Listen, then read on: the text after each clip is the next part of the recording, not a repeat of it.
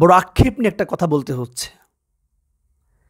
যে কাজের জন্য আমরা ব্র্যাক বিকাশকে বয়কট করেছি, সেই কাজটা নতুন করে আবার বাংলাদেশের কত নাস্তিকপন্থী, কত লোভী মানুষ, যারা টাকার কাছে ইমানকে বিক্রি করতে পারে, যারা টাকার কাছে নিজেদের লাইফকে বিক্রি করতে পারে, এরকম কিছু মানুষকে দেখা যাচ্ছে।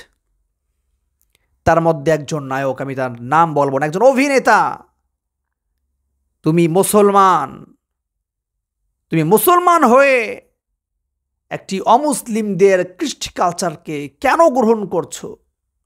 শরীফ থেকে শরীফানি এত আন্দোলন হলো, এত কিছু বয়কট হলো, এরপরেও ওয়ালটনকে দেখা গেল সে একটা নাটকের, যেটার নাম রূপান্তর, যদিও নাটকটা আমি দেখিনি, কিন্তু আমাদের ডক্টর ইব্রাহিম ভাই সেটা নিয়ে আলোচনা করে দেখিয়েছেন। আমার মনে হলো এটা আপনাদের জানানো দরকার। আমি যদিও এটার পার্ট আপনাদেরকে দেখাতে পারবো না, এবং যারা আজকের আলোচনা টেলিকাস্ট করছে আমি তাদেরকে বলবো, আপনারাও নাটকটা এখানে কোনো অন্যদের মতো নাটক চালিয়ে দেখাবেন না। আমি মেসেজ দিতে চাই, ও আমার ভাই, ও আমার বোন, একটি কথা রাখিও স্মরণ, তুমি মুসলমান পড়েছ আল কোরআন, যদি পেতে চাও সম্মান ধরে রাখো এটা। কারণ রূপান্তর হওয়া দরকার, কিন্তু কোন রূপান্তর? তুমি ইসলামের আদলে মুসলমান হিসেবে তুমি টোটালি ইসলামের দিকে রূপান্তর হও।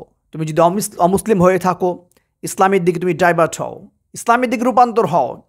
তুমি যদি কৃষ্টি কালচার পাশ্চাত্যেরটা গ্রহণ করে থাকো, ইচিপ করে থাকো, সেখান থেকে ব্যাক হও, ফিরে আসো, তুমি মুসলমানদের কৃষ্টি কালচার গ্রহণ করো। এটা তোমার জন্য বেস্ট অফ লাক।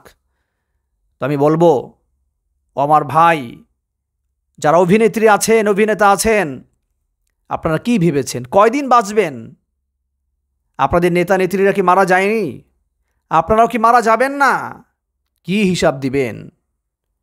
হাদিসের মধ্যে নবীজি বলেন, ইযা লাম তাস্তাহি ফাসনা মা শি'তা। যখন মানুষের লজ্জা চলে যায় তখন সে যা ইচ্ছা তাই করতে পারে। একজন নেতা তার লজ্জা যাওয়ার কারণে আজকে সে মেয়ে রূপ ধারণ করেছে, হাজার লক্ষ কোটি মানুষের সামনে নিজেকে পেশ করছে। ওয়ালটনের মতো একটা আমাদের দেশীয় পণ্য, আমরা যেটার ক্ষেত্রে বলি কিনে হওয়া ধন্য, আজকে তারা কাজ করছে জঘন্য। এজন্য তারা যদি এই ধারা অব্যাহত রাখে তাহলে আমরা ওয়ালটনকে বয়কট করতে বাধ্য হব। তবে আমি যতটুকু জেনেছি ওয়ালটন ক্ষমা চেয়েছে। এই ক্ষমা চাওয়ার মানে যদি এমন হয় এবারের জন্য ক্ষমা চেয়েছি, সুযোগ পেলে আরেকবার করব, তাহলে আমরাও কিন্তু তোমাদের প্রতিবাদ করতে দ্বিধা করব না। এজন্য মুসলিম জনতা, এদেশের মুসলিম জনতা, তারা যদি কোনো বিষয়ের উপরে মজবুত হয়ে দাঁড়ায় তাহলে কোনো শক্তি নেই তাদেরকে আটকানোর।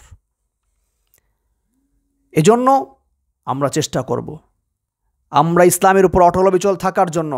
যারা ইসলামের বিরোধিতা করবে, যারা ইসলামের কৃষ্টি কালচারকে তারা বয়কট করার জন্য, প্রতিহত করার জন্য চেষ্টা করবে, আমরা তাদেরকে প্রতিহত করব ইনশাআল্লাহ।